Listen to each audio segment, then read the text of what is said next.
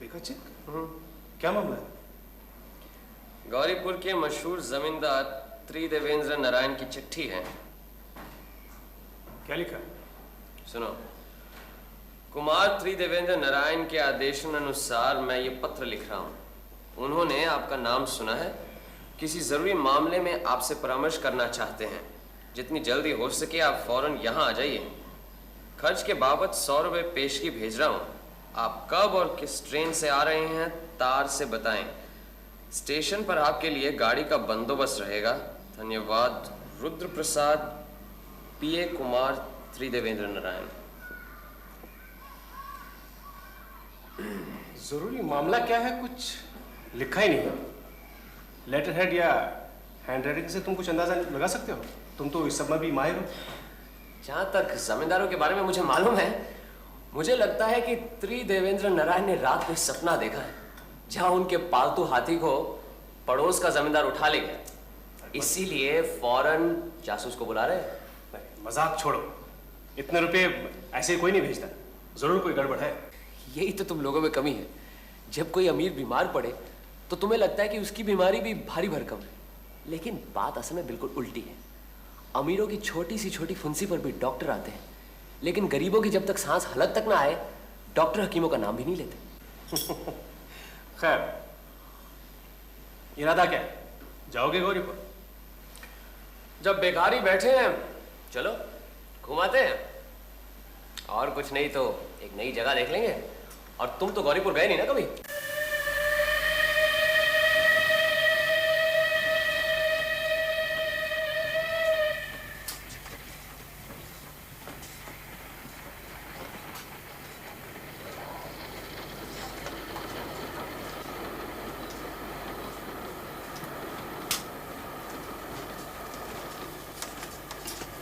पान लीजिएगा? जी मैंने कहा पान लीजिएगा। लीजिए ना, इसमें तंबाकू नहीं है। नहीं, मुझे तंबाकू से परहेज नहीं, बस मन नहीं कर रहा। मैं बैठ सकता हूँ? आप ये पान नहीं खाते। आप दोनों साथ में जा रहे हैं? जी। कहाँ तक जा रहे हैं आप लोग? जी, आप कहाँ जा रहे हैं? जी मैं तो अगले स्टेशन पे उतर जाऊंगा। हम बस उसके बाद ही उतरेंगे। मतलब बदलापुर? लाइए आपके पान का मुलाहिजा किया जाए। हाँ? जरूर।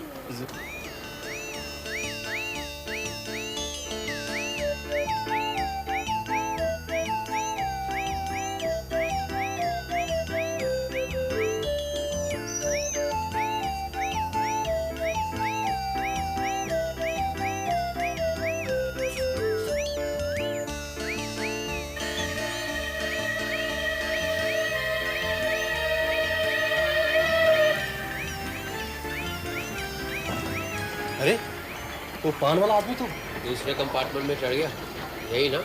हाँ।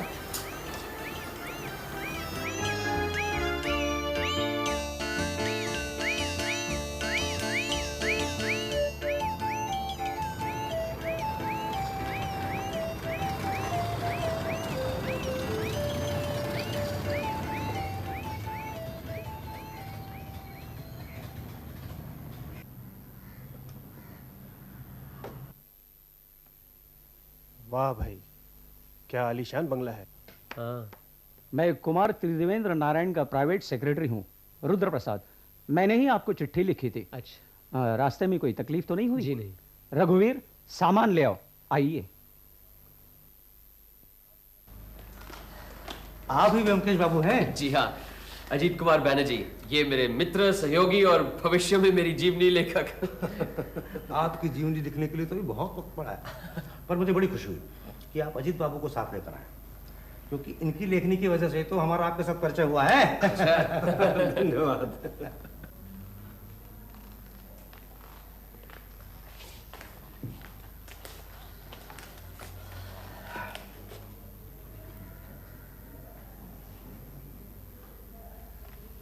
आपके लिए कुछ और नाश्ता, शरबत? जी नहीं, धन्यवाद।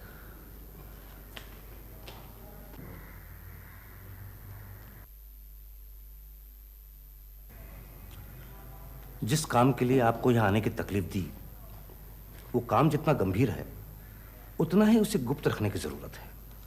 इसलिए सब कुछ बताने के पहले आपको वचन देना होगा कि मैं जो कुछ भी कहूं वो बात हम तीनों के बीच ही रहे। बताइए, किस तरह का वचन लेना होगा? नहीं नहीं, लिखा पढ़ी पूजा पाठ की कोई जरूरत नहीं, आपने कह दिया इतना ही काफी है। अच्छा, अगर घुमा फिरा कर कहानी के रूप में कुछ लिखें तो? जी नहीं, घरेलू मामले की कोई भी बात किसी भी तरह घर के बाहर नहीं जानी चाहिए। आप बेफिक्र रहिए, हम दोनों किसी को कुछ नहीं कहेंगे। हमारी परंपरा के अनुसार बहुत दिनों से हम हीरे जवाहरात इकट्ठे करते आ रहे हैं, ये शायद आपको नहीं मालूम। कुछ कुछ मालूम है। सुना है आपके खानदान में एक अनमोल हीरा है, सीमांत हीरा, और इस तरह का हीरा पूर्व भारत में और कहीं नहीं है। आपको मालूम है? तो आपको यह भी मालूम होगा कि पिछले महीने कलकत्ता में जो हीरे जवाहरात की प्रदर्शनी हुई थी उसमें हमारा सीमांत हीरा भी था। जी मालूम तो है, लेकिन उस वक्त मैं कलकत्ता में नहीं था, इसीलिए प्रदर्शनी में हीरा देखने का मौका नहीं मिला। फिर कभी देखने का मौका मिले या नहीं ये तो नहीं कह सकता। क्यों? सीमांत हीरा चोरी हो गया है। चोरी हो गया? जी, इसीलिए आपको यहां बुलाया है। आपको शुरू से बताता हूं। हमारी जमींदारी बहुत पुरानी है। अंग्रेजों से पहले पठान बादशाहों के समय हमारे पूर्व पुरुषों ने ये जमींदारी हासिल की थी। कैसे हासिल की थी बताने में अभी कोई हर्ज नहीं है। हमारे पूर्वज जबरदस्त डाकुओं के गिरोह के सरदार थे। अपने बाहुबल से उन्होंने संपत्ति इकट्ठी की और बाद में बादशाह से सनत के तौर पर जमींदारी पर अख्तियार जमा लिया। वो बादशाही सनत अब भी हमारे पास है और तब से ही सीमांत हीरा हमारे वंश में है। कहते हैं जब तक वो हीरा हमारे वंश में रहेगा हमारा कोई नुकसान नहीं होगा, और अगर किसी भी तरह वो हीरा चला गया तो एक पीढ़ी के अंदर ही हमारा वंश खत्म हो जाएगा। बड़ा लड़का ही जमींदारी का उत्तराधिकारी होता है। यही परंपरा हमारे वंश की भी है। छोटों को भरण पोषण मिलता है। 2 साल पहले हमारे पिताजी के गुजरने के बाद सारी जिम्मेदारी मुझे मिली। मैं उनकी एकमात्र संतान हूँ। मेरे एक चाचा भी हैं, पिताजी के छोटे भाई। जिम्मेदारी से उन्हें 3000 माहवारी दी जाती है। लेकिन हीरे की चोरी कैसे हुई? वही बताता हूँ। हीरों की प्रदर्शनी में मैं खुद स्पेशल बोगी बुक कराकर सीमांत हीरा कलकत्ते ले गया था। नुमाइश का इंतजाम सरकार के जिम्मे था, इसलिए चोरी के डर की कोई बात ही नहीं थी। इसके अलावा हीरा जिस ग्लास के केस में रखा था उसकी चाबी सिर्फ मेरे पास थी। नुमाइश 7 दिन चली। 8वें दिन वो हीरा लेकर मैं वापस यहाँ आ गया। यहाँ आकर पता चला हीरा तो चोरी हो गया, और उस हीरे के बदले जो लेकर आया था वो कांच का टुकड़ा था जिसकी कीमत शायद 200 भी नहीं। चोरी का पता लगने के बाद सरकार को या फिर प्रदर्शनी वालों को या पुलिस को खबर नहीं दी? नहीं। क्यों? खबर देकर कोई फायदा नहीं होने वाला था, क्योंकि चोरी होने के साथ साथ ये पता लग गया था चोरी किसने की है। किसने की? हमारे चाचा ने। जिन्हें आप हर महीने 3000 रुपए भेजते हैं? जी, इसीलिए तो खबर नहीं की। मैं नहीं चाहता हमारे पारिवारिक कलंक को लेकर अखबार में टीका टिप्पणी हो। अच्छा, आपके चाचा रहते कहाँ हैं? कलकत्ता में। आपने उनका नाम सुना होगा, मशहूर शिल्पी और वैज्ञानिक सर दिगेंद्र नारायण राय। ऐसी बहुमुखी प्रतिभा हमारे देश में कमी है। ऐसे प्रतिभाशाली पुरुष और चोरी? हमारे चाचा की निगाह इस सीमांत हीरे पर हमेशा से थी। इस हीरे की कीमत क्या होगी? कीमत की वजह से नहीं, रुपया पैसा तो हमारे चाचा के पास बहुत है, शायद हमसे भी ज्यादा, और हमने भी कभी उस हीरे की कीमत जानने की कोशिश नहीं की। ग्रह देवता की तरह वो हीरा हमारे लिए अमूल्य है। जब हमारे पिताजी जिंदा थे तब भी हमारे चाचा ने हीरा उनसे मांगा था, उन्होंने नहीं दिया। पिताजी के गुजर जाने के बाद उन्होंने मुझसे भी मांगा। देखो बबुआ, तुम मुझे हर महीना जो 3000 भेजते हो उसकी मुझे कोई जरूरत नहीं। तुम्हें चाहिए तो मैं तुम्हें 5000 महीना भेज सकता हूं जब तक मैं जिंदा हूं। सीमांत हीरा मुझे चाहिए। उस दिन के बाद से आज तक न चाचा से बातचीत हुई न मुलाकात। हीरा लेकर जब कलकत्ता से वापस आया तो उनकी एक चिट्ठी मिली। वो चिट्ठी आपको दिखाता हूं।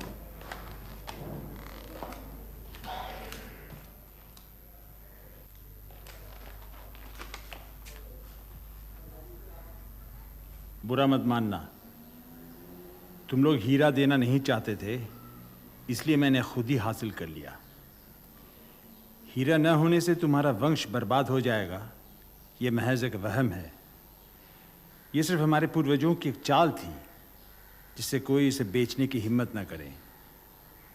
सीमांत हीरा मेरे पास सुरक्षित है, शुभेच्छा सहित। चिट्ठी मिलते ही मैं हीरा लेकर जौहरी के पास दौड़ा। जांच पड़ताल के बाद पता चला कि वो हीरा तो नकली है, लेकिन दिखने में बिल्कुल असली हीरे जैसा। मैं आपको अभी दिखाता हूं। कैसा लग रहा है?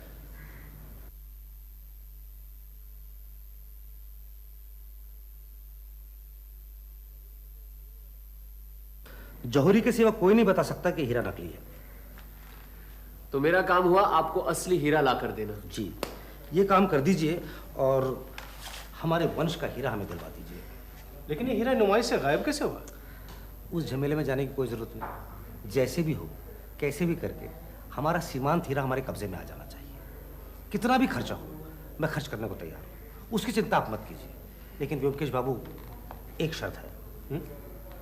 शर्त तो नहीं, विनती समझ लीजिए कि बात अखबार तक नहीं पहुंचनी चाहिए। अच्छा, कब तक हीरा मिलने से आप खुश होंगे? कब तक? मतलब आप हीरा दिलवा देंगे? ये तो बहुत मामूली बात है। मैंने तो सोचा था कोई बहुत ही पेचीदा मामला होगा। खैर, आज शनिवार है, अगले शनिवार तक आपको असली हीरा मिल जाएगा। चले?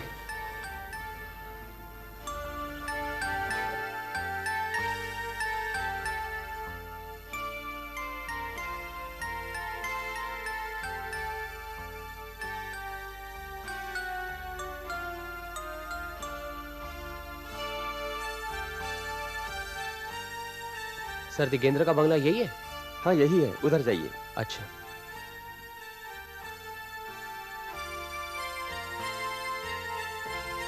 अजीत, हाँ? हर चीज ध्यान से नोट करना। ठीक है। नौकरी के लिए आया? हाँ। भी इधर जाओ।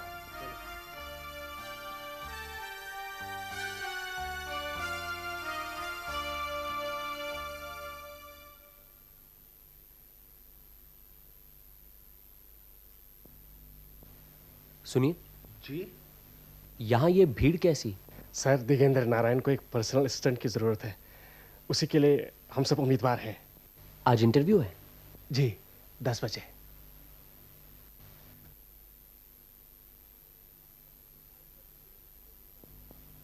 आज सर दिगेंद्र किसी जरूरी काम से बाहर जा रहे हैं, इसलिए आज का इंटरव्यू कल होगा, इसी वक्त ठीक 10 बजे। अगर आप लोगों ने अपनी एप्लीकेशन नहीं दी है तो हमें दे सकते हैं।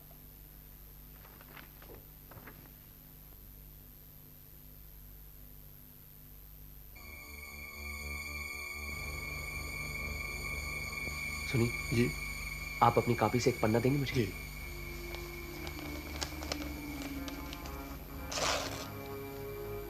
एक और प्लीज। किस लिए?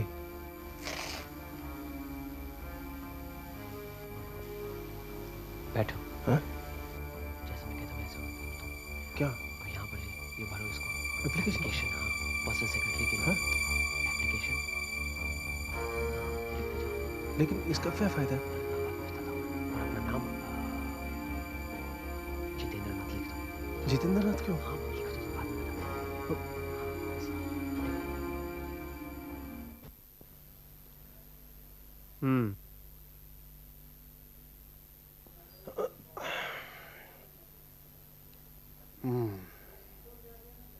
अच्छा ब्योमकेश, नैतिक दृष्टि से ये जो हम काम कर रहे हैं, क्या सही है?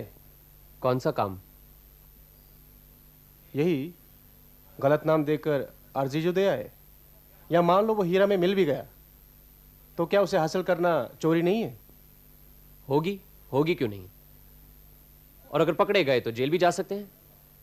लेकिन हम चोर के घर चोरी कर रहे हैं, देखा जाए तो ये एक पुण्य काम है। लेकिन कानून की नजर में झूठ झूठ है और चोरी चोरी। हाँ है, सजा भुगतनी पड़ी तो भुगतेंगे, लेकिन मेरे ख्याल से ऐसी नौबत नहीं आएगी। अच्छा, तुम्हें क्या लगता है वो हीरा उसी घर में है? जिस हीरे के लालच में चाचा ने बुढ़ापे में ही भतीजे से सारी संपत्ति हड़प ली, उसे एक भी लम्हे के लिए आंखों से ओझल नहीं होने देगा। बस सिर्फ यह पता लगाना है कि वो हीरा है कहां। अच्छा, मान लो हमने जो 2 अर्जियां दी हैं, अगर वो बेकार हों और काम किसी और को मिले तो? हमें सुनहरा मौका मिला है, उसका फायदा उठाना चाहिए। हमने जो क्वालिफिकेशंस लिख दी हैं, शायद वो दूसरों में ना हो, इसलिए नौकरी हम दोनों में से किसी को मिलनी चाहिए। कहीं ऐसा ना हो दोनों को मिल जाए। और अगर न भी मिले तो सर दिगेंद्र के साथ 10-15 मिनट बाद का मौका मिल जाएगा, वो भी काफी है। लेकिन एक बात याद रखना कि कल इंटरव्यू में तुम्हारा नाम जितेंद्र नाथ है और तुम्हारा निखिलेश।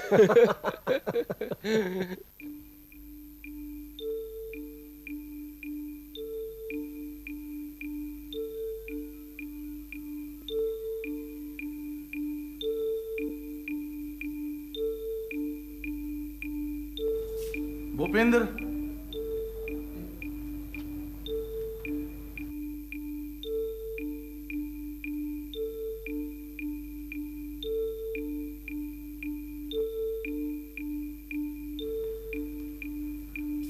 जितेंद्र नाथ और निखिलेश।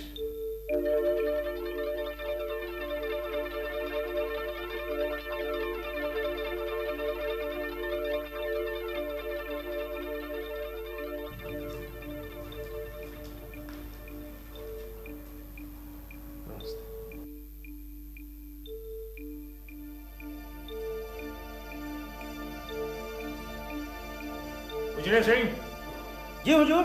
दरवाजा बंद कर दो, बाहर खड़े रहो।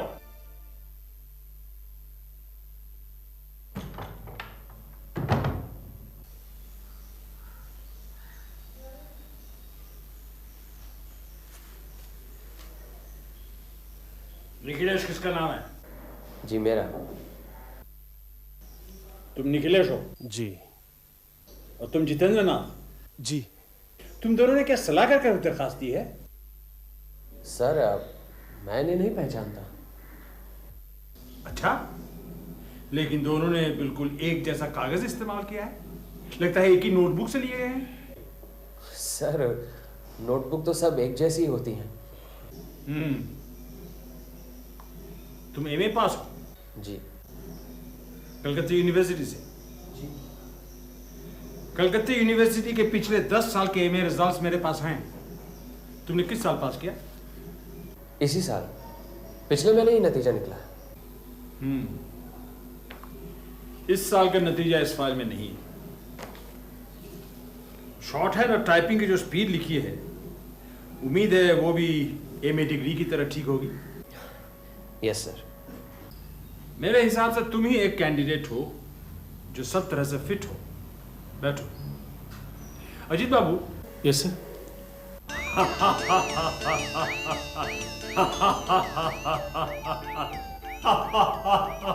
बैठो अजीत, बैठो। शर्माने की कोई जरूरत नहीं, मैंने तुम दोनों को पकड़ लिया है। सत्येंद्र नारायण को धोखा देने की धृष्टता देखकर मुझे मजा आ रहा है। और ब्योमकेश, तुम ऐसा एक बचकाना काम करोगे ये उम्मीद नहीं थी। तुम्हारी उम्र ज्यादा नहीं, लेकिन देखकर तो लगता है भेजे में बुद्धि है। और ब्रेन मैटर 50 आउंस तो है ही। लेकिन सिर्फ ब्रेन मैटर से क्या होता है? सब निर्भर करता है कन्वोल्यूशन पर। हालांकि कूट बुद्धि, इंट्यूशन, हठधर्मी, ये सब तो पर्याप्त है। और रीजनिंग पावर भी डेवलप लगता है। इंटेलिजेंट कहा जा सकता है, क्यों?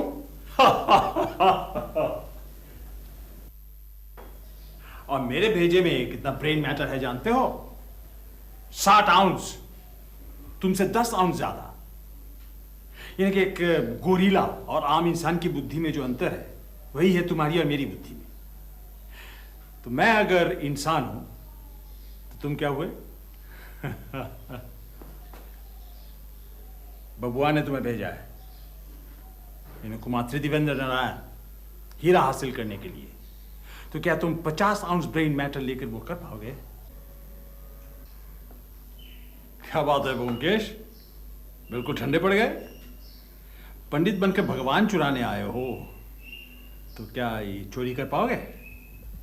7 दिन के अंदर कुमार त्रिदेवेंद्र नारायण को ये हीरा वापस ला कर दूंगा, ये वचन देकर आया हूं मैं। अच्छा, 7 दिन के अंदर? अरे वाह वाह, क्या बात है। तो कैसे करोगे ये चोरी? हमें भी तो कुछ पता चले। तुम्हें मालूम है, अभी धक्के मार के तुम्हें बाहर फेंकवा सकता हूं। जेल की हवा खाओगे वो अलग। फिलहाल तो आपकी बातों से यही लगता है कि हीरा इसी मकान में है। हाँ है, इसी मकान में है, लेकिन तुम उसे ढूंढ पाओगे? भेजे में है इतनी समझ? आपके हिसाब से 50 आउंस ग्रे मैटर तो है ही, मेरे लिए इतना ही काफी है। अपने आप को बहुत बड़ा 30 मार खां समझते हो ना? तुम जैसा डिटेक्टिव दूसरा नहीं है इस भारतवर्ष में। तुम यहाँ के व्यक्तियों हो क्या? मैं यहाँ निकलेश बनकर जरूर आया था, लेकिन अब ब्योमकेश हूं, सत्यान्वेषी, सत्य की खोज करने वाला। सत्यान्वेषी, चलो ठीक है, देखते हैं कौन कितने पानी में है। इस घर में तुम्हें पूरी आजादी है, जहां चाहो जाओ, कोई नहीं रोकेगा। 7 दिन के अंदर हीरा निकालोगे, जुबान दी थी ना। मैं तुम्हें 7 साल का वक्त दे रहा हूं। ढूंढो हीरा एंड बी डेड। उजले सिंह, इन दोनों को पहचान लो।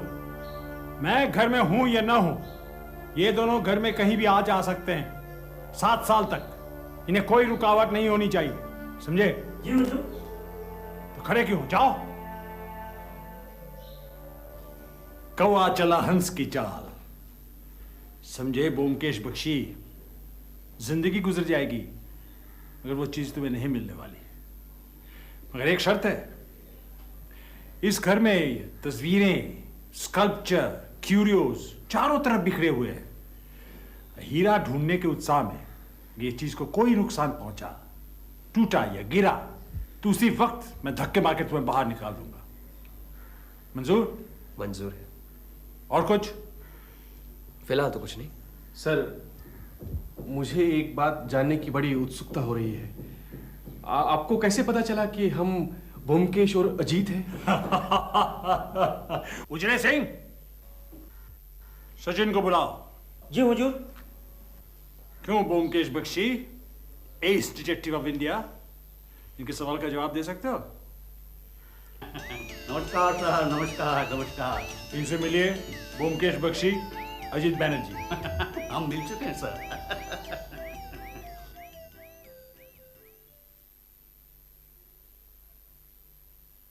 मेरी बेवकूफी से ही सारा गड़बड़ हो गया। तुमसे बेवकूफी हुई जरूर है, लेकिन बुड्ढे को हमारे बारे में पहले से मालूम था। कुछ भी कहो, खूब उल्लू बनाया हमारा। बुड्ढे की भी एक कमजोरी मेरी पकड़ में आ गई। मुझे लगता है इसी से काम बन जाएगा, वरना हमारा कामयाब होना मुश्किल था। कामयाब? तुम्हें क्या लगता है कि तुम कामयाब होगे? मुझे तो पूरी उम्मीद है। हाँ, अगर बुड्ढा धक्के मारकर हमें घर से बाहर निकालता तो बात और होती, लेकिन अब उसकी कमजोरी पकड़ में आ गई है, उसी से हम अपना काम पूरा कर लेंगे। अरे कैसी कमजोरी?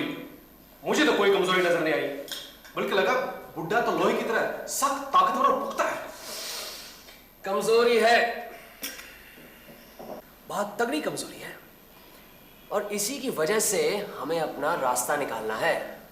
अक्सर देखा है कि बड़े लोगों में ये कमजोरी ज्यादा नजर आती है। जो जितना ज्यादा अक्लमंद होता है ना, उससे 4 गुना ज्यादा उसमें अक्लमंद होने का घमंड होता है।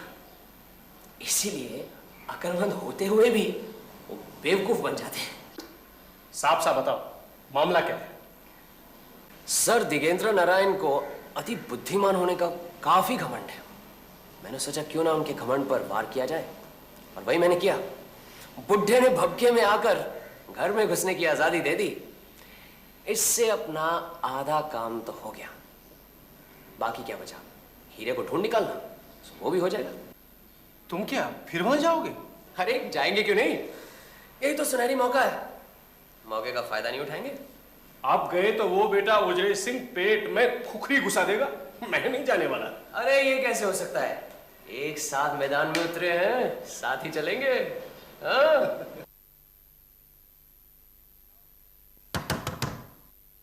आ जाओ।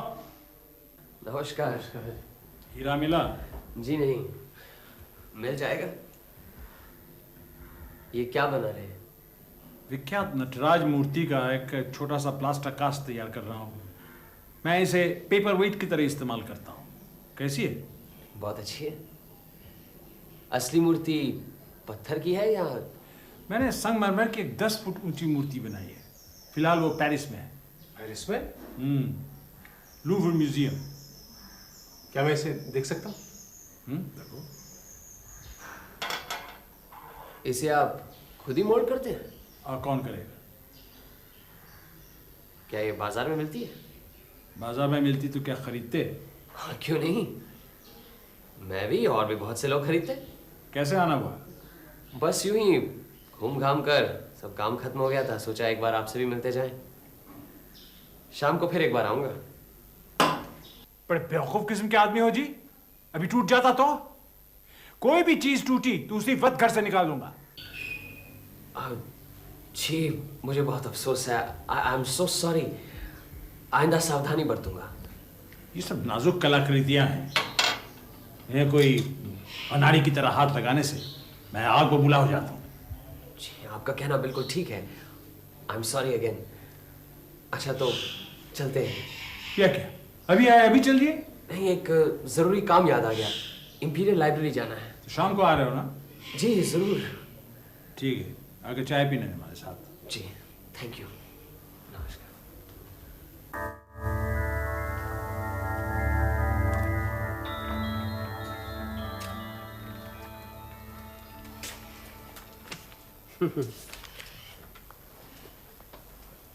क्या बात है? प्लास्टर कास्टिंग के बारे में क्यों पढ़ रहे हो? तुम्हें तो मालूम है मेरी दिलचस्पी हर चीज में होती है। लेकिन कोई बात तो होगी। सर दिगेंद्र ने ठीक ही कहा था। प्लास्टर ऑफ पेरिस की मूर्ति तो कोई भी बना सकता है, बहुत आसान। मैं भी? हाँ तुम भी। पहले प्लास्टर ऑफ पेरिस के चूरे को पानी में डालकर उसे दही जैसा गाढ़ा करो। फिर उसे मोम या मिट्टी के सांचे में डाल दो, उसमें भर दो। 10 मिनट के अंदर वो जमकर सख्त हो जाएगा, उसे निकाल दो, मूर्ति तैयार। मुश्किल काम है सांचा बनाना। अब इस सांचे में अगर प्लास्टर ऑफ पेरिस डालते समय आप सुपारी जैसी छोटी सी चीज छुपा दो तो वो मूर्ति में छिपी रह सकती है। मतलब सीमांत हीरा इसी तरह नटराज की मूर्ति में? आई बात समझ में? चलो। कोई आया था? जी नहीं, एक चिट्ठी आई है। लाओ दे।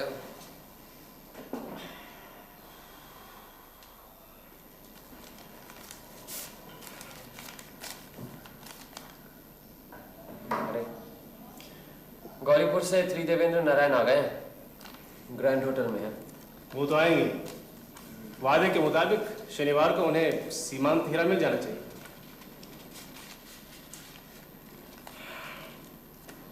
क्या सोच रहे हो? अगर सर दिगेंद्र को पता चल गया कि कुमार बहादुर आ गए हैं, कहीं ऐसा ना हो हमें अपने घर के अंदर घुसने न दें। अरे इतने दिनों से घर के कोने कोने की तलाशी ले रहे हो, अब बाकी रह ही क्या गए? मुझे यकीन होता जा रहा है कि वो हीरा सर दिगेंद्र की बैठक में ही कहीं है। मैंने गौर किया, बुढ़ा जहां भी हो उसकी नजर हमेशा टेबल पर ही रहती है। चलो खा पी के सोते हैं, आज तो बहुत थक गए।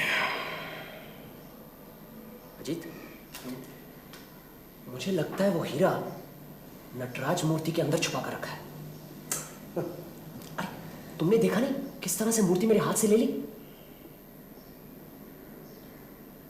कल तो किसी भी तरह उस मूर्ति को जाकर हासिल करना है। लगता है मुझे इस मूर्ति से प्यार हो गया है।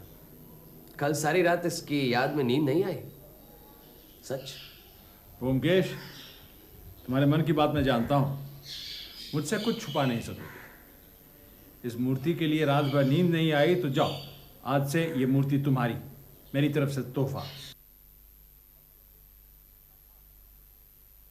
अब तो खुश? ये नाजुक और कीमती है, संभाल के रखना, कहीं टूट ना जाए। बहुत बहुत धन्यवाद सर दिगेंद्र, आपका तोहफा सर आंखों पर। 6 दिन तो हो गए, कल भी आओगे क्या? हाँ, बस कल ही का दिन तो बाकी है।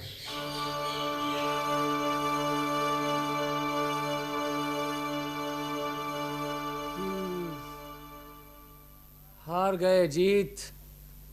क्या बात है? मेरी कुछ पल्ले नहीं पड़ रहा।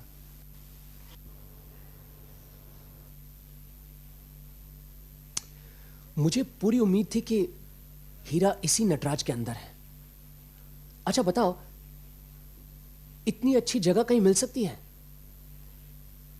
हीरा आंखों के सामने टेबल पर है, लेकिन किसी को कुछ पता नहीं। अपनी सबसे प्यारी चीज बिल्कुल अपनी आंखों के सामने ही पड़ी है। सर दिगेंद्र ने यह खुद बनाया है। इसीलिए हीरा इसके अंदर छुपाना उनके लिए कोई बड़ी बात नहीं है। आज ठान का निकला था कि कैसे भी हो यह मूर्ति चुरा कर ही लाऊंगा, लेकिन बुड्ढे ने सारे इरादों पर पानी फेर दिया और मूर्ति मुझे खुद भेंट कर दी। चले पर नमक छिड़कने में उस्ताद है बुड्ढा। अब फिर नए सिरे से सब शुरू करना पड़ेगा।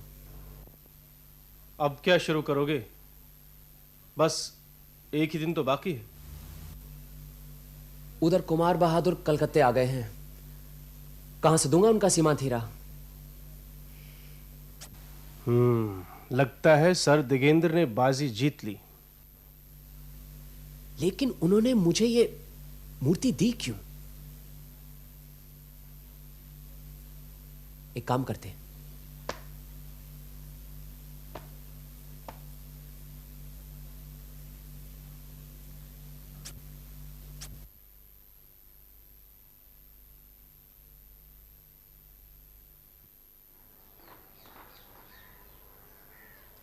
कैसे हो उजरे सिंह? ठीक है साहब।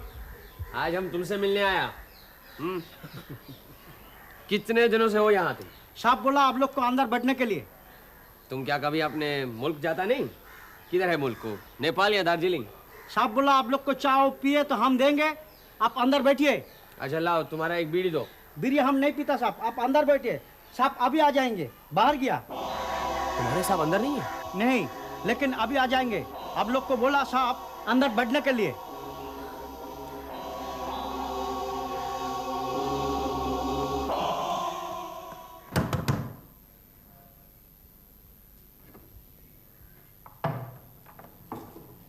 हाँ, ब्योमकेश बख्शी।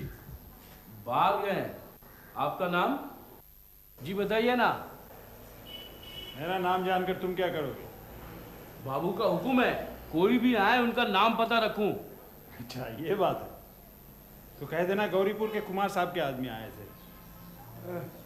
एक गिलास पानी लाना, दवा लेनी है।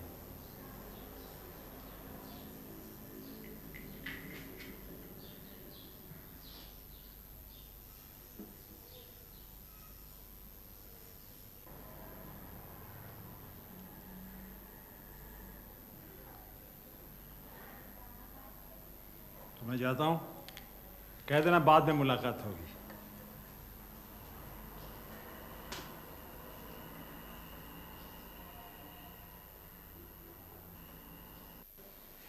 अरे बूटी राम, तुमने तो बहुत अच्छा काम किया है।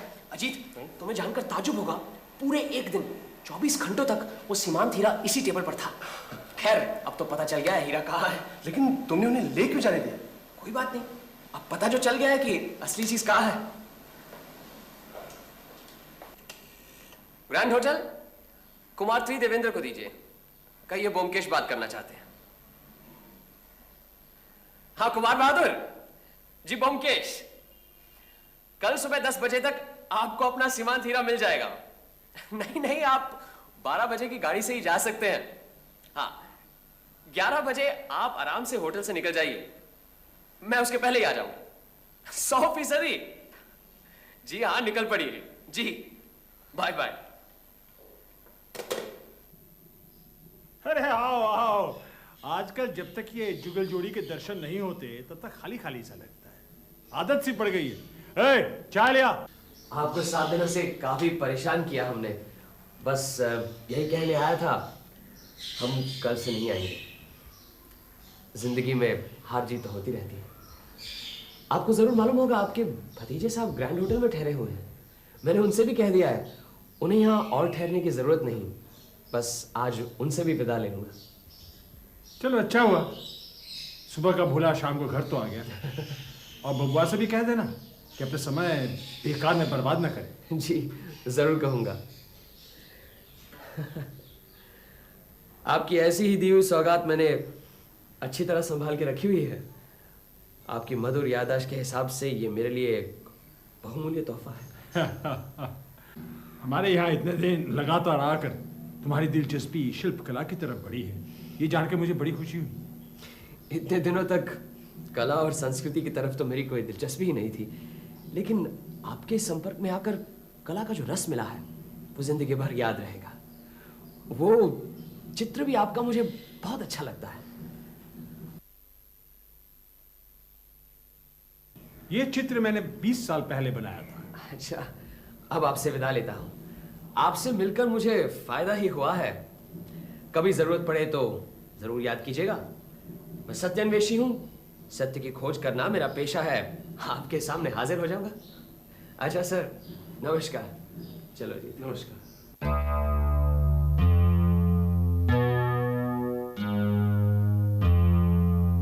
आइए आइए व्योमकेश बाबू, आपने तो कमाल कर दिया। कहाँ है हमारा सीमांत हीरा? ये लीजिए। ये तो हमारे चाचा जी के संगमरमर की बनाई हुई नटराज की मूर्ति की नकल है। हीरा कहाँ है? इसी के अंदर। इसके अंदर? जी, लेकिन आपके जाने की सब तैयारी है ना 12 बजे की गाड़ी से? वो तो ठीक है व्योमकेश बाबू, लेकिन ये लीजिए आपका सीमांत हीरा।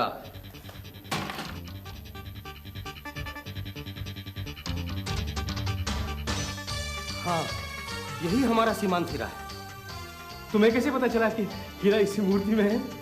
सर, दिगेंद्र भी भाप गए थे कि मुझे पता चल गया है, इसीलिए हमारे आंखों में धूल झोंकने के लिए उन्होंने मुझे ये मूर्ति दी।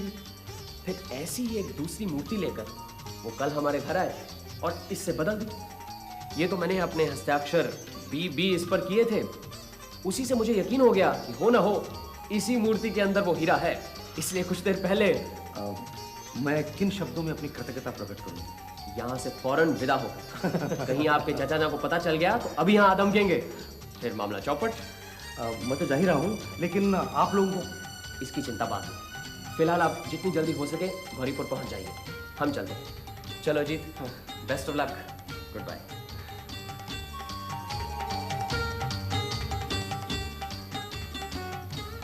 अजीत, ये देखो,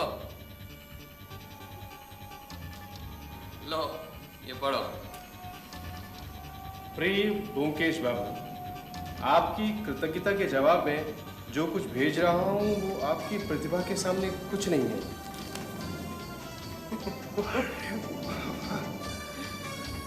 आगे बढ़ो। उम्मीद है भविष्य में फिर मुलाकात होगी। अजीत बाबू को भी मेरा धन्यवाद दीजिए। हमारी पहली मुलाकात में वो पूछ रहे थे सीमांत हीरा की कहानी घुमा फिरा कर लिखे तो क्या मुझे आपत्ति होगी।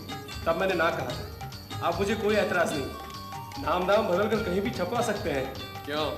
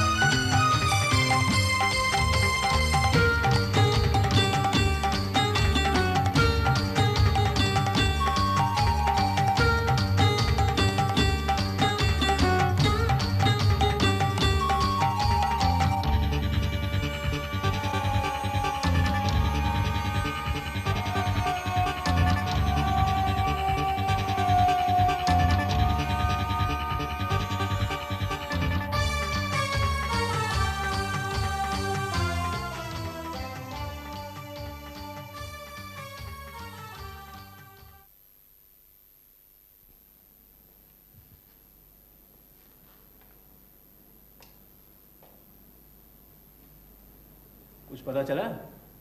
बस लगा हुआ हूँ। सारा दिन ये केस लेकर घर में बैठे रहते हो, कभी कभी बाहर की हवा भी तो खानी चाहिए। कई दिनों से केस उलझा पड़ा है, बस एक बार सुलझ जाए, इस जालसाज को गिरफ्तार करवा दूं, फिर दार्जिलिंग चलेंगे हवा खाने। आज मैं कुछ नहीं सुनने वाला। अरे पूरा एक हफ्ता हो गया घर में बैठे हो, चलो कहीं घुमाते हैं। अजीत लेकिन ये नहीं नहीं, लेकिन कुछ नहीं। अरे 1-1.5 घंटे में तुम्हारा ये जालसाज कहीं भाग थोड़ी जाएगा, चलो। अच्छा चलो।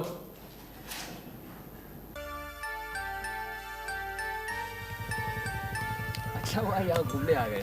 अच्छा थैंक यू। काफी हल्का महसूस कर रहा हूँ। उस जालसाज की कलाई आज खुली जाएगी। अरे मोहन, अरे अजीत, अरे यहाँ कहाँ? एक जमाने के बाद। हाँ अजीत, बहुत दिनों बाद मुलाकात हुई। और क्या कर रहे हो आजकल? अरे करना क्या है, डॉक्टरी पास की है, प्रैक्टिस कर रहा हूँ। मोहन और मैं स्कूल में इंटर तक एक साथ थे, उसके बाद मोहन मेडिकल में चला गया। मोहन, ये मेरे मित्र ब्योमकेश बख्शी। नमस्कार। अच्छा अच्छा, नमस्कार। शुरू शुरू में शक होता था कि आपके कीर्ति प्रचारक क्या हमारे बचपन के मित्र अजीत बनर्जी ही हैं, लेकिन यकीन नहीं होता था। कहाँ ब्योमकेश बख्शी और कहाँ अरे भाई, ये तो इन्हीं की मेहरबानी है, मुझे अपने साथ घसीट लाया है। और कहाँ जा रहे हो? बस यूं ही जरा, वैसे कोई खास जल्दी नहीं है। अरे तो फिर चलो एक साथ थोड़ी सी हवा खा लेते। हाँ आओ। चलो। और रहते कहाँ हो? पहले तुम बाग बाजार रहते थे ना? हाँ, अब इधर ही रहता हूँ, पूर्णदास रोड पर। कभी आओ ना, आप भी आइए ना। अरे ब्योमकेश को फुर्सत कहाँ है, आज तो इन्हें बड़ी मुश्किल से घर से घसीट के लाया हूँ मैं।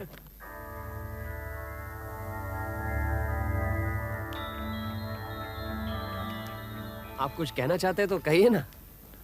वो सोचा इतनी छोटी सी बात के लिए आप जैसे व्यस्त आदमी को क्या परेशान करूं। अरे कहो ना, क्या बात है? कम से कम कुछ दिनों के लिए इन्हें उस जालसाज से छुटकारा तो मिल जाएगा। कौन जालसाज? है कोई, लेकिन बहुत परेशान कर रहा है। तुम कहो क्या बात है? मेरी बात सुनकर ब्योमकेश बाबू हंसेंगे। अगर हंसने की बात होगी तो जरूर हंसेंगे। मुझे लगता है आप किसी समस्या को लेकर उलझे हुए हैं, कोई हल ढूंढ रहे हैं जो मिल नहीं रहा। आपने बिल्कुल ठीक कहा। दरअसल मेरे एक मरीज हैं, उन्होंने मुझे इतना परेशान कर रखा है कि क्या बताऊं। मुझे ही क्या, सारे घर वालों को तंग कर रखा है, किसी की कुछ सुनते ही नहीं। मोहन, ऐसा करते हैं, वहां वो बेंच है ना, उस पर बैठते हैं, वहां बैठ के तुम सब कुछ खुल के कहो। आओ ब्योमकेश। हाँ, आप बोलो। यहाँ के एक बहुत बड़े रईस हैं, महीने में करीबन 40,000 की आमदनी है, और भी चारों तरफ बहुत जायदाद है। इसी परिवार के कर्णधार हैं नंद दुलाल बाबू, यानी मेरे मरीज। अब 55 के होंगे, लेकिन देखने में 70 के लगते हैं। जैसे जैसे उम्र बढ़ती जा रही है, वैसे वैसे चिड़चिड़े, बददिमाग, उजड़ और कुरूर होते जा रहे हैं। सच, इतना नीच स्वभाव का आदमी मैंने कभी नहीं देखा। अपनी जवानी में काफ़ी अय्याशी कर चुके हैं, और वही सब कुछ अब इस उम्र में भी करना चाहते हैं, लेकिन शरीर ने जवाब दे दिया है, कुछ कर नहीं पाते। इसलिए सारी दुनिया से नाराज हैं, और अब बिस्तर में पड़े रहते हैं, चलने फिरने की भी ताकत नहीं रही। अभी तक जिंदा कैसे हैं, यही ताज्जुब की बात है।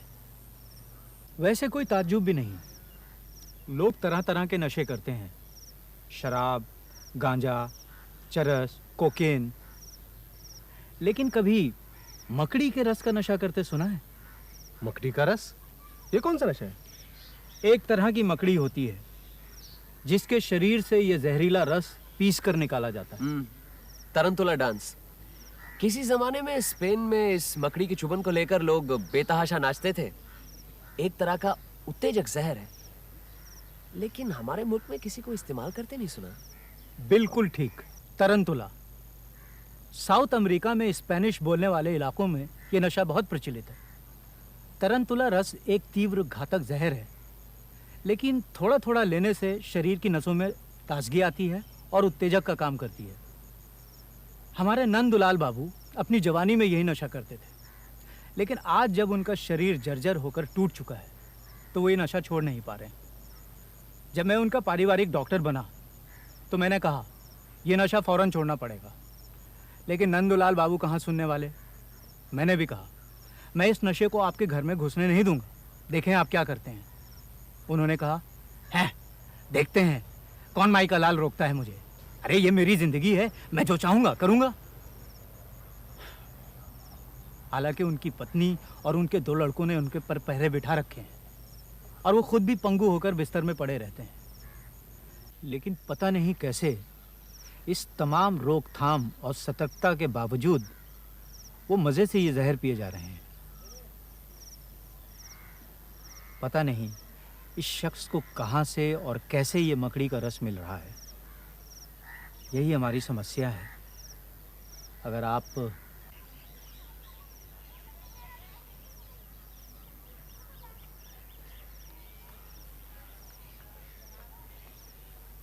अजीत, चलो घर चलते हैं।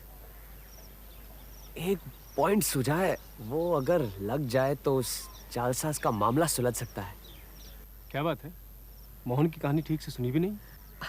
अरे सुनूंगा क्यों नहीं, इंटरेस्टिंग है, कठिन समस्या भी है, लेकिन वो जालसाजी का मामला जब तक सुलझ न जाए तब तक कोई बात नहीं व्योमकेश बाबू, मैं जानता हूँ आपको छोटे छोटे केस में उलझाना उचित नहीं है, लेकिन क्या करूँ। सोचता हूँ कि एक मरीज की मदद करूँ तो उसकी जान बच सकती है। कोई भी इंसान, वो कितना भी पापी क्यों ना हो, अगर हमारी आंखों के सामने बूंद बूंद जहर पीकर खुदकुशी कर रहा हो और ये सब जानते हुए भी हम कुछ ना करें, तो इससे ज़्यादा अफसोस की बात और क्या हो सकती है। कम से कम मेरे लिए तो है ही। मैंने ये तो नहीं कहा कि मैं केस नहीं लूंगा, लेकिन इसे समझने के लिए कुछ समय भी तो चाहिए। और फिर एक बार नंदुलाल बाबू से मिलना भी बहुत जरूरी है। प्रतिष्ठित आदमी हैं, हम उन्हें इस दुनिया से आसानी से गुजरने नहीं देंगे। आप बेफिक्र रहिए, लेकिन इस समय मेरा घर जाना बहुत जरूरी है। आप इसलिए उन्हें 1-2 दिन और जहर पीने दीजिए, फिर मैं उनकी खबर लेता हूँ। ठीक है, यही सही। आप कब आ सकते हैं बता दीजिए, मैं कार भिजवा दूंगा। अच्छा, एक काम करते हैं, अजीत आपके साथ चला जाता है, वो नंदुलाल बाबू से मिल लेगा, मैं बाद में उससे सब कुछ पूछ लूंगा, फिर बाद में बताता हूं क्या करना है। अजीत आपके बचपन का दोस्त है, इसीलिए शायद आपको लग रहा है कि वो क्या करेगा, लेकिन ऐसी कोई बात नहीं है, आप बेफिक्र रहिए। अजीत मेरे साथ रह रहकर काफी तेज हो गया है, हो सकता है आपकी समस्या का समाधान कर दे और मेरी जरूरत ही न पड़े। ठीक है, अजीत को ही लिए जाता हूँ, लेकिन अगर अजीत कुछ नहीं कर पाया तो? अरे फिर मैं तो हूं ही ना। अजीत, हाँ, सब कुछ ध्यान से देखना, कहाँ रहते हैं, कौन मिलने आता है, क्या कहता है, सब नोट कर लेना, ठीक है? अब मुझ पर विश्वास किया है तो देखना, कुछ करके दिखाऊंगा। आखिर इतने दिन तुम्हारे साथ रहा हूँ, कुछ तो सीखा ही होगा। अच्छा, अब आप दोनों जाइए, मैं घर पर ही हूँ, इंतजार करूंगा। ठीक है, आओ जी।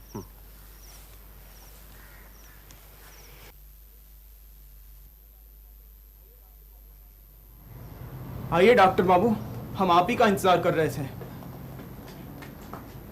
आओ। ये मेरे पुराने मित्र हैं, फिलहाल मशहूर डिटेक्टिव व्योमकेश बख्शी के साथी हैं। इन्हें तुम्हारे पिताजी का केस समझाने गया, शायद कोई फायदा हो जाए। हाँ हाँ, क्यों नहीं, आइए आइए। आओ जी। आइए। ये नंदुलाल बाबू के बड़े लड़के अरुण हैं। नमस्ते। नमस्ते। अच्छा, तुम्हारे पिताजी क्या कर रहे हैं? करेंगे क्या, वही उपन्यास लिख रहे हैं। आज फिर लिए? हाँ। अरे कौन है? भागो यहाँ से, मैं लिख रहा हूँ। पिताजी, डॉक्टर बाबू आए हैं। क्यों मेरे पीछे पड़े हो? चले आती मेरी देखभाल करने, बेवकूफ, शांति से काम भी नहीं करने देते। चलो भाई, दरवाजा खोल दे। सब ठीक है ना?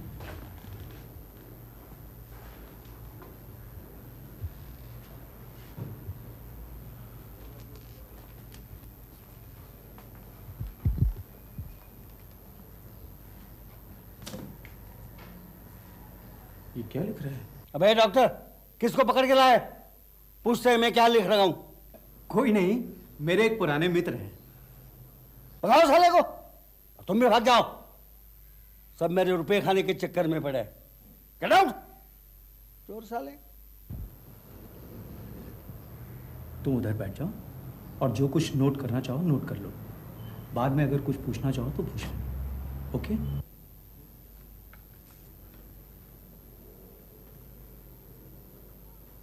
आज फिर नशा कर लिया?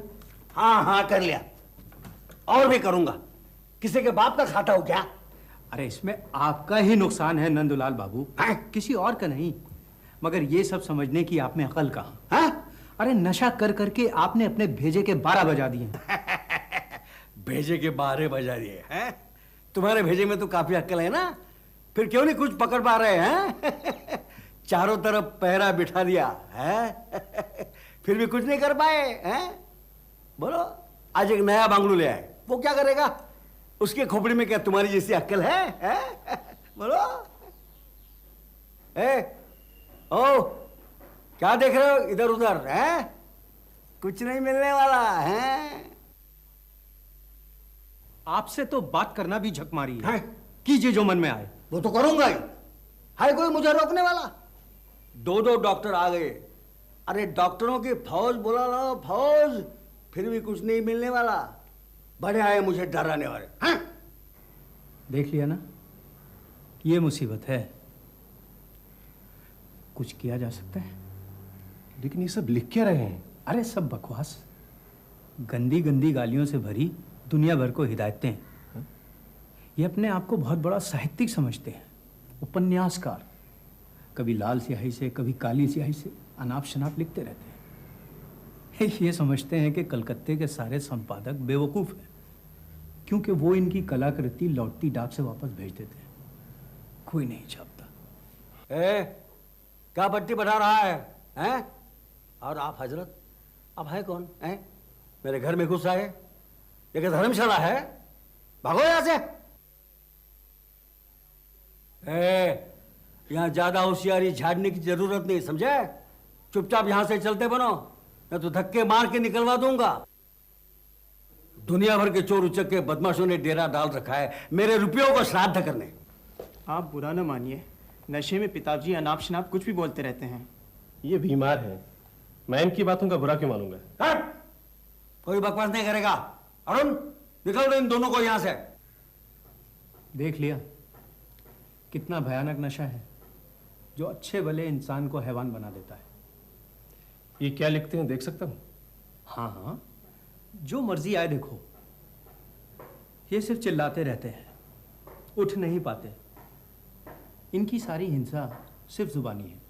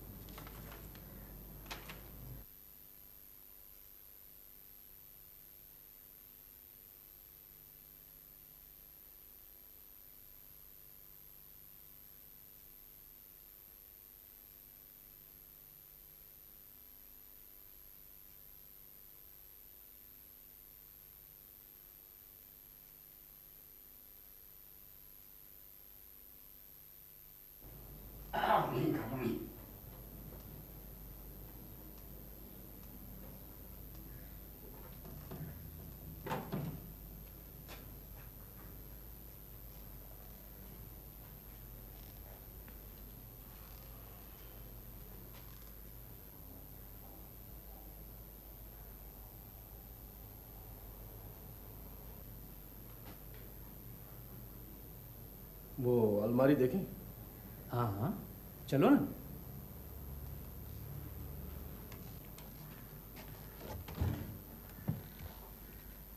ये मेरी दी हुई दवाइयां हैं, लेकिन किसी से कोई फायदा नहीं हुआ। इतनी गंदी गंदी गालियां कैसे लिखते हैं? ये तो अमील जोला को भी मात करते हैं। अरे रंगीले मिजाज के आदमी थे, अपनी सारी मायूसी लिखाई में ही निकालते हैं। देखो, ये आज आए हैं, नौकर से बोल के इनके लिए खाना बनवा देना। किसी तरह की। सुनो, तुम्हारे पिताजी इसका इस्तेमाल करते हैं? कभी देखा तो नहीं, इस्तेमाल करते तो खुशबू जरूर मिलती। कितने दिनों से है यहाँ? सालों से। अबे ओ नए डॉक्टर, चुपचाप वो गुलाबदानी रख दे, तेरे बाप का माल नहीं है।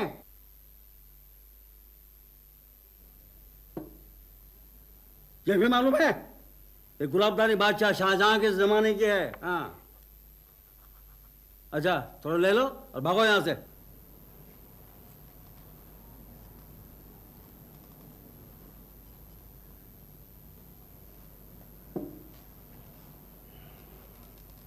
और कुछ देखना है?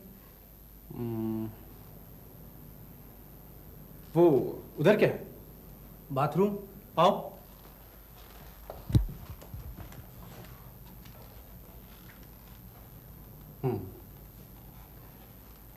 मुझे कुछ सवालों के जवाब चाहिए, कुछ छुपाइएगा नहीं। नहीं, पूछिए। आपने नंदुलाल बाबू पर पूरी तरह से निगरानी रखी है? जी। 24 घंटे? जी। हाँ। निगरानी कौन कौन रखता है? अरुण, इसका छोटा भाई और माताजी बारी बारी से पिताजी के साथ रहते हैं। नौकर या किसी को उनके नजदीक आने नहीं देते। किसी ने उन्हें नशा करते नहीं देखा? नहीं, देखा तो नहीं, लेकिन जब नशा कर लेते हैं तो पता चल जाता है कि नशे में है। लेकिन कब और कैसे नशा करते हैं नहीं मालूम। यही तो मुसीबत है, कब करते हैं और कैसे करते हैं कुछ पता नहीं चलता। पहले सोचा बाथरूम में रखा होगा, वहाँ ले लेते होंगे, लेकिन बाथरूम के कोने कोने की तलाशी ले ली, वहाँ कुछ भी नहीं मिला। और फिर क्या बाथरूम भी अकेले थोड़ी जाते हैं, कोई ना कोई हमेशा साथ ही रहता है। नशे की चीज़ कैसी है, किसी ने कभी देखा है? पहले जब खुलेआम पीते थे तब देखा था। पानी या शरबत के गिलास में 2-3 बूंद डालकर पीते थे। उस जैसी कोई चीज़ घर में है क्या? हमने घर की सारी तलाशी ले ली, कहीं भी कुछ नहीं मिला। फिर उन्हें नशा मिलता कैसे है? क्या पता, यही तो मिस्ट्री है। अच्छा, आप तीनों के अलावा इस घर में कोई और आता है? कोई नहीं, डॉक्टर बाबू के अलावा। कभी भी कोई नहीं आता? कभी कभी पोस्टमैन आता है, पिताजी की रजिस्ट्री चिट्ठी आती है। रजिस्ट्री चिट्ठी कहाँ से आती है? कलकत्ते से ही आती है। एक औरत है, रेबेका लाइट, पिताजी की पुरानी जान पहचान है, वही भेजती है। उस रजिस्ट्री चिट्ठी में क्या होता है, कभी देखा है? जरूर देखा है। लिफाफे में 1 या 2 दस्ता सफ़ेद फुलस्केप कागज़ रहता है। जो कागज़ अभी अभी उनके बिस्तर पर बिखरे पड़े थे ना, उसी पर लिखते रहते हैं। 1 या 2 दस्ता? इनके चारों तरफ तो रिम के रिम कागज़ पड़े रहते हैं। हाँ हाँ, मगर ये रजिस्ट्री हर हफ्ते या 10 दिन में आती रहती है। अच्छा, इस रजिस्ट्री का लिफाफा है आपके पास? वो तो हम फेंक देते हैं, फिर भी देखता हूँ। ये औरत जो ये रजिस्ट्री भेजती है, कभी मिले हो इससे? अरे उनकी पुरानी गर्लफ्रेंड है, उससे क्या मिलना। सभी जानते हैं इन दोनों के बारे में। अब तक रुपया भेजते रहते हैं उसके पास। कैसे? जब चल फिर सकते थे तो खुद जाकर दे आते थे, अब खुलेआम मनी ऑर्डर भेजते हैं। 100 रुपया महीना, बतौर पेंशन? हाँ, यूं ही समझ लो। अच्छा, ये औरत रहती कहाँ है? यहीं ओल्ड पोस्ट ऑफिस रोड पर। कहते हैं कि वो मकान भी इन्होंने ही लेकर दिया है उसे। हाँ।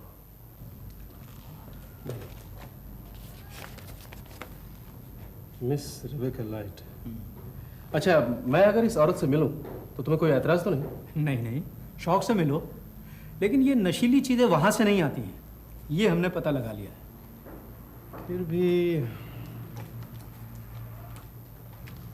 अच्छा, तुम्हें पूरा यकीन है कि इस लिफाफे में सफ़ेद कागजों के अलावा और कुछ नहीं होता? चिट्ठी पहले यही खोलते हैं, अच्छी तरह से देख लेते हैं, और फिर वही चिट्ठी खुली हुई पोस्टमैन लेकर अंदर जाता है और रसीद पर दस्तखत करा लेता है। हर बार आप ही खोलते हैं? जी हाँ, हर बार। ये चिट्ठी कब से आती है?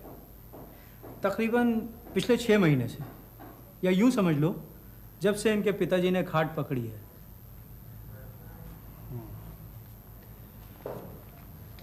अच्छा, आप ऐसा क्यों नहीं करते?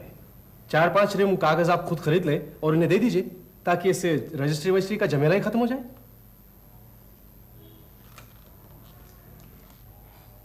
अरुण चला गया शर्म से। वो अपने बाप की बदनामी नहीं सुनना चाहता था। कहा ना, रिबेका उनकी रखेल है। स्वीडन का स्पेशल कागज मंगवाने के बहाने उसे रुपया भेजते हैं, ताकि घर में कोई झमेला ना हो। क्या वाकई में ये कागज स्वीडन का है? क्या मालूम। अच्छा, इस कागज का एक सैंपल मिल सकता है? अरे एक क्या, चाहो तो पूरा रीम ले जाओ। इस घर में अगर किसी चीज की ज्यादती है तो बस इस कागज की। मुझे तो लगता है हर छठे दिन आ जाते हैं ये कागज। और कुछ पूछना चाहते हो? नहीं, फिलहाल तो कुछ नहीं। मैं जरा मुमकिन से मशवरा करता हूँ, उसके बाद तुम्हें बताता हूँ। ठीक है। मैं 9 और 12 के बीच यहाँ रहता हूँ। टेलीफोन नंबर लिख लेना, जैसा हो मुझे बताना। ठीक है।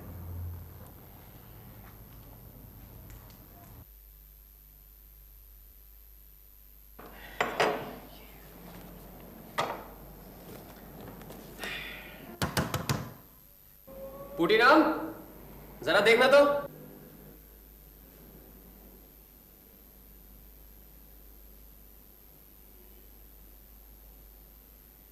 क्या कर रहा है? अजीत आया, खोल।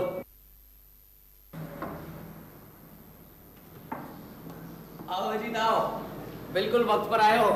जालसाज पकड़ा गया। अच्छा, बधाई हो। मामला क्या है? तुम तो इतने शौकीन नहीं थे, ये खुशबू कहां से लगा है? लगाई नहीं है। हाँ। ये जेब में रख कर लाया हूं। अच्छा। अच्छा, तुम्हारे उस दोस्त के केस का क्या हुआ? सुलझा दिया मामला? नहीं, अभी नहीं। कोई सुराग मिला? मिला भी है और नहीं भी। मोहन का ये मरीज सचमुच ही बहुत ही बदमिजाज और घटिया किस्म का इंसान है। मैं तो कहूंगा रुको रुको, अब मुझे बहुत भूख लगी है। मैंने पुटीराम से कहा है आज कुछ स्पेशल बनाकर खिलाए। अच्छा, आज डटकर खाएंगे, फिर मैं सो जाऊंगा। पिछले 2 महीने से इस केस में उलझा हुआ। फिर तुम सुबह अपने इस घटिया किस्म के आदमी के बारे में बताना मुझे। बिल्कुल, मैं भी बहुत थका हुआ। चलो पुटीराम, खाना लगाओ। ये लिफाफा, ये कागज और ये खुशबू। मेरे ख्याल से उस रुपहरी शीशी जिसमें से मैं ये सुगंध लाया हूं, उससे एनालाइज किया जा सकता है। शायद कुछ मिल जाए। क्या मिलेगा? मकड़ी का रस? सुगंध बढ़िया है।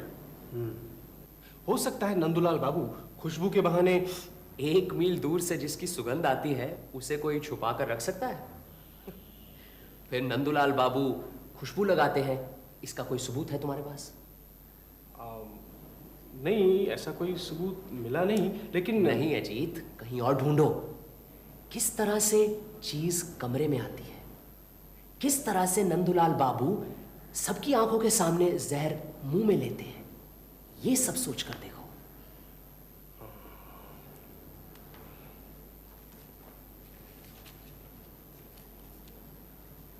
हाँ, क्या कुछ पता चला? मुझे लगता है कि मकड़ी के रस का रहस्य पता चल गया। वेरी गुड, बताओ। मैंने नंदूलाल बाबू के कमरे में चारों तरफ बड़े बड़े मकड़ी के जाले देखे। मुझे लगता है कि मकड़ियां वो पकड़ पकड़ कर खाते हैं।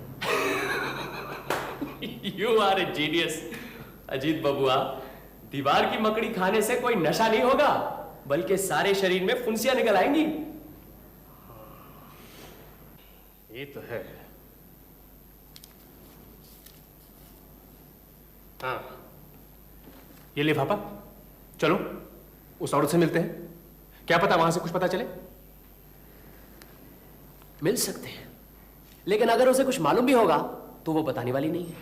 उनकी पुरानी दोस्ती है, क्या दोस्ती नहीं निभाएगी?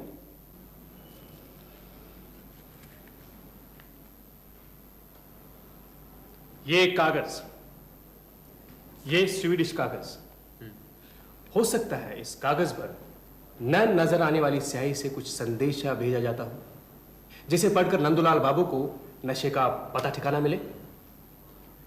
अच्छा, मान लो ये भी ठीक हो, लेकिन नशे वाली चीज तो कहीं होगी। बिल्कुल ठीक। इस कागज से भी कुछ नहीं होने वाला।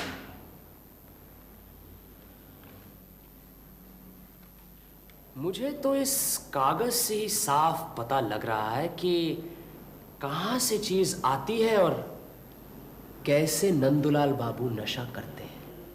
इस कागज से? कैसे? तुमने कहा हर हफ्ते ये कोरा कागज रजिस्ट्री से आता है। हाँ। क्यों आता है? क्यों आता है? लिखाई के लिए। नंदुलाल बाबू प्रसिद्ध साहित्यकार भी तो हैं। कुछ भी हो, लेकिन सोचने की बात है कि वो कोरा कागज है। अरे तो क्या हुआ, कागज तो कोरा हो गई। अगर कागज कोरा है तो रजिस्ट्री करने की क्या जरूरत है? हर हफ्ते कागज भेजा जाता है, महीने में एक बार क्यों नहीं भेजा जाता? मतलब? रुपया महीने में एक बार भेजा जाता है। हाँ। तो फिर कागज भी महीने में एक बार भेजा जाना चाहिए। अरे ये तो कोई बात नहीं हुई। अरे हफ्ते में भेजे या महीने में, इससे क्या फर्क पड़ता है? फर्क पड़ता है, अभी पता चल जाएगा। उस औरत रिबेका को रुपया भेजा जाता है, हाँ? तुम्हें मालूम है क्यों? वो इसलिए कि क्योंकि वो उसकी आश्रिता है। बस यही? क्या कोई और भी वजह हो सकती है? अच्छा, वो दिन रात गंदी गंदी बातें लिखते रहते हैं, मालूम है क्यों? मुझे नहीं मालूम, तुम्हें मालूम है? शायद मालूम है। एक और बात तुमने कही कि उनके पास 2 फाउंटेन पेन है, एक लाल स्याही का और एक काली स्याही का, ठीक? हाँ ठीक, लेकिन अब मुद्दे की बात तो बताओ। बताता हूं। अच्छा, तुमने नंदुलाल बाबू की जीभ पर गौर किया? जीभ? हाँ, जीभ। ये उसमें क्या गौर करना है? उनकी जीभ लाल थी या काली? ये क्या मजाक हो रहा है? मजाक नहीं, सारा दारोमदार नंदुलाल बाबू की जीभ के रंग पर ही है। तुमने कुछ गौर नहीं किया? जीभ लाल है, पीली है या काली, ये देखने की मैंने जरूरत महसूस नहीं की। तुम्हारे सारे ब्यौरे सुनने के बाद मुझे तो लगता है कि यही जानना सबसे ज्यादा जरूरी है। नंदुलाल बाबू के यहां टेलीफोन तो होगा ही, मालूम है नंबर? जरा वहां टेलीफोन करो। डॉक्टर मोहन नहीं तो उनका लड़का वहां होगा, जरा पूछ कर देखो।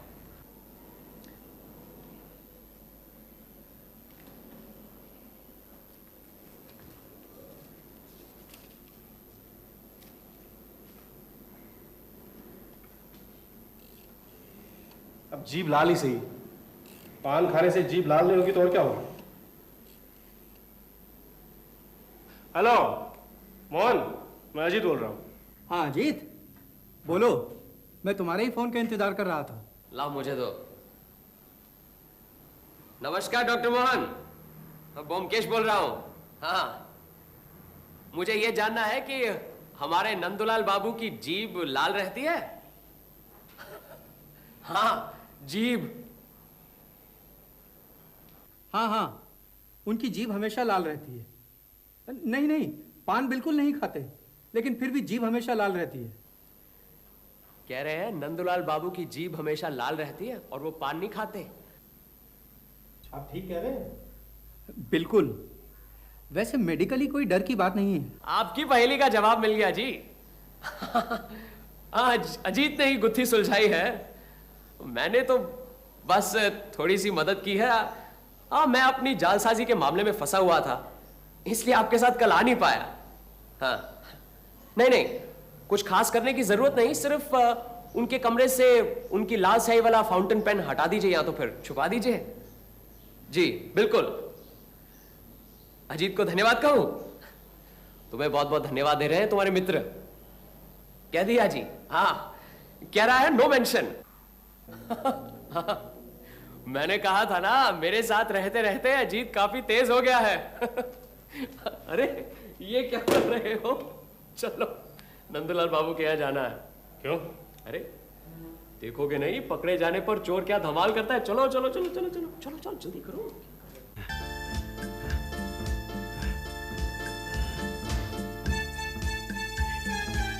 अरे अरे ये क्या बदतमीजी है?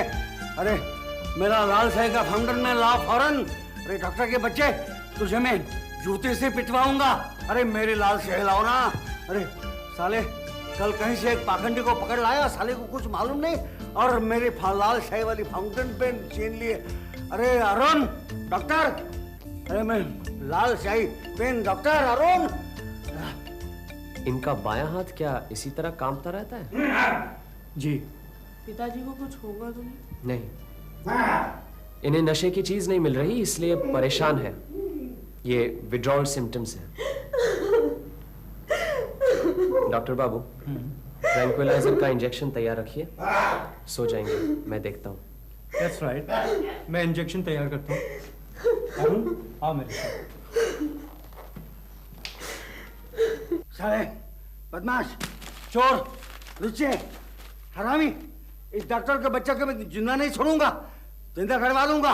अरे लाल शाही वाला पेन मैं आपको लाल स्याही वाला फाउंटेन पेन चाहिए? घबराइए मत, अभी दिलवाता हूँ। परेशान मत होइए, बस लेट चाहिए। क्यों? लेट चाहिए ना? आपको अपना नशा चाहिए ना? हाँ, मैंने इंजेक्शन में वही डाला है। लेट चाहिए, लेट चाहिए, लेट चाहिए।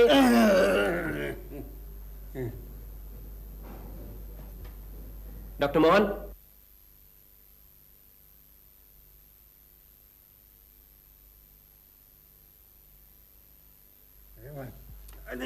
लेटे रहिए, लेटे रहिए। लाल जाएगा पेन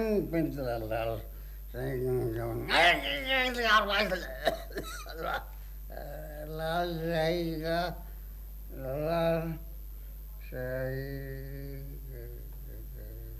पेन लाल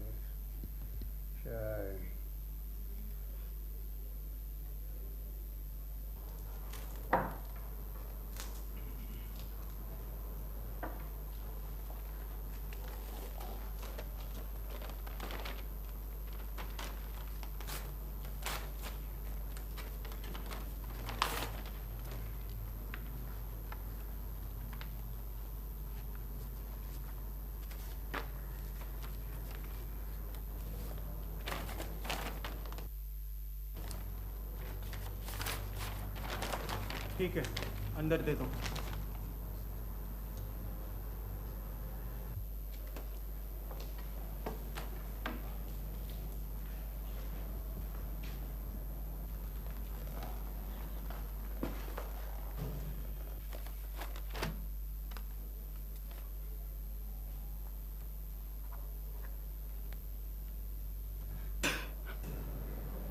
कब से चल रहा है ये सब? हुजूर मैं बहुत गरीब आदमी हूँ हुजूर। इस गरीब आदमी को कितने रुपए मिलते हैं इस काम के?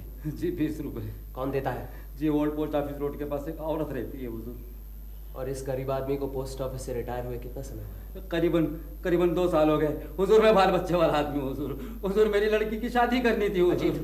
पुलिस को खबर कर दो। हुजूर मैं मर जाऊंगा हुजूर। नहीं मरोगे। पुलिस को साफ साफ सब कुछ बता दो, मैं तुम्हें छुड़ा दूंगा। जाओ उधर जाके खड़े हो जाओ। अच्छा मालिक। अजीत, जरा नंदूलाल बाबू को वापस अपनी जगह पर सुला दो। आओ।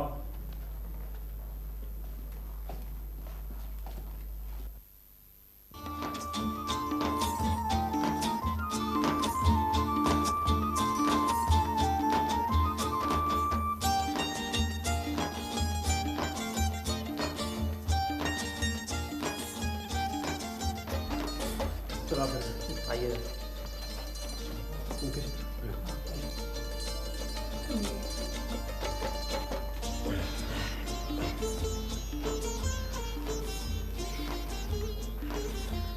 बस अब इन्हें जल्दी होश आ जाएगा। अच्छा हुआ पोस्टमैन आज ही आ गया।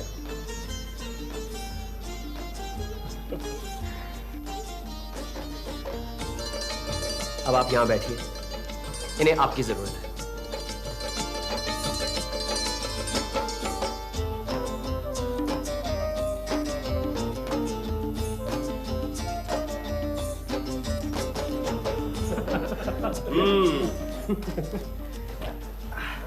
भाई एक बात बताओ, ये सब पता कैसे चला? अजीत, तुम ही बता दो, शुरू से तुम ही लगे हो इस केस में। हाँ हाँ बताओ ना। नहीं, तुम ही बताओ, तुम्हारे कहने का स्टाइल अच्छा है ना। बिगड़ते क्यों हो? ठीक है, मैं ही बताता हूँ। सीधी सी बात है, नंदूलाल बाबू के कमरे में 5 आदमी आते हैं। 5 नहीं 4, मैं, माता जी और ये 2 भाई, 4 हुए ना? जी नहीं, 4 नहीं 5। 5वां आदमी वो रजिस्टर्ड पार्सल लाने वाला पोस्टमैन। अब ये तो साफ जाहिर है कि उन 4 में से किसी ने नंदलाल बाबू को जहर तो नहीं दिया, इसीलिए सारा शक उस 5वें आदमी पर यानी कि पोस्टमैन पर पड़ता है। आप लोग ने लिफाफे की तहकीकात की, कोरे कागजों को उलट पुलट कर देखा, आप लोग समझते थे कि जरूर उस लिफाफे में ही कुछ होगा, लेकिन ऐसा नहीं है। असल में जहर पहुंचाने वाला लिफाफा नहीं, बल्कि उस पोस्टमैन का फाउंटेन पेन था। रजिस्ट्री करके कोरे कागज भेजने का मकसद ही यही था, ताकि वो पोस्टमैन नंदूलाल बाबू के कमरे में दाखिल हो सके। एक और गलतफहमी थी। आप सबको शक था उस औरत पर जहां रुपए भेजा जाता था बतौर उसके पेंशन के। असल में मनी ऑर्डर भेजा जाता था मकड़ी के रस की कीमत और पोस्टमैन की फीस चुकाने के लिए। और नंदूलाल बाबू को लिखने का कोई शौक नहीं था, वो लिखते थे ताकि उनका नशा उनके पास रहे। जब जी चाहा लिखते लिखते लाल स्याही वाले कलम से थोड़ा सा चूस लिया, बस हो गया नशा। बहुत बहुत धन्यवाद व्योमकेश बाबू। उस दिन अचानक अगर आपसे मुलाकात नहीं होती तो हम तो ये रहस्य कभी नहीं जान पाते। ऐसा ही होता।